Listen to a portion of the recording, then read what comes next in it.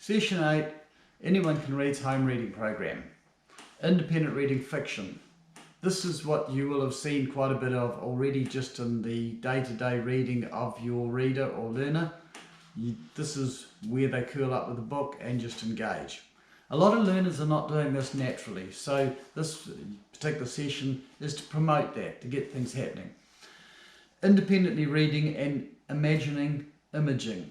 I put those two words together, and even though they're very similar types of words, there's quite a difference between them, because in fiction it is about the image, it is about the feelings, the being there, the understanding what's actually playing out in the story, and it's their age-old thing of wanting to read on to see what happens next.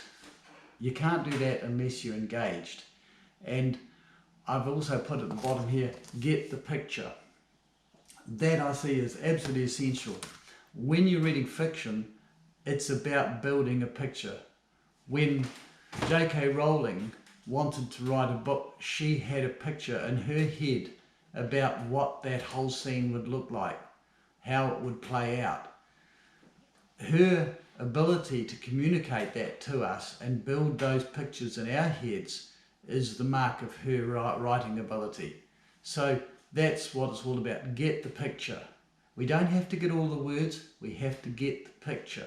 We have to get the understanding, because that's what gives the reward, that's what makes us want to read on.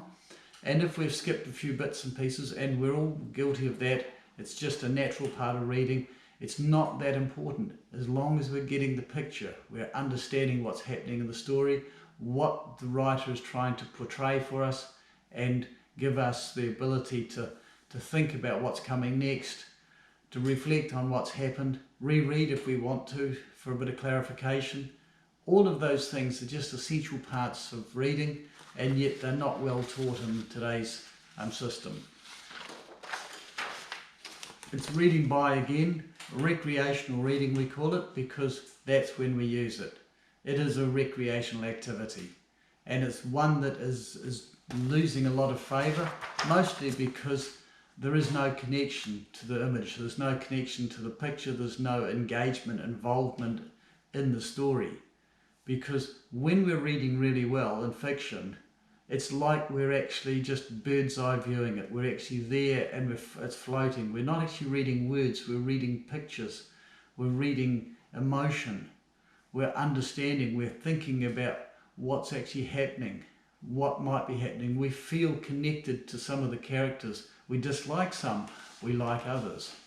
That is when reading is actually happening, because it becomes a very, very engaged process. The goal, to get enjoyment from reading. If you're not getting enjoyment from recreational reading, then why are you doing it? It's like anything, it's your recreational time. So you need to get enjoyment, you need to get something back from it. There's a suggested program there, down through this area here.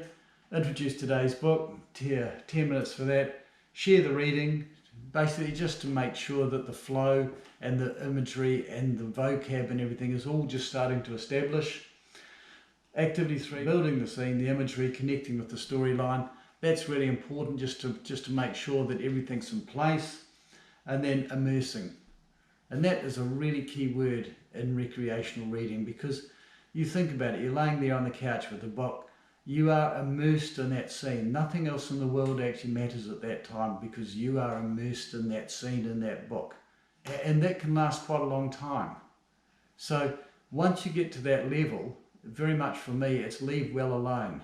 Good things are happening. Don't mess it up by trying to get in there and teach something.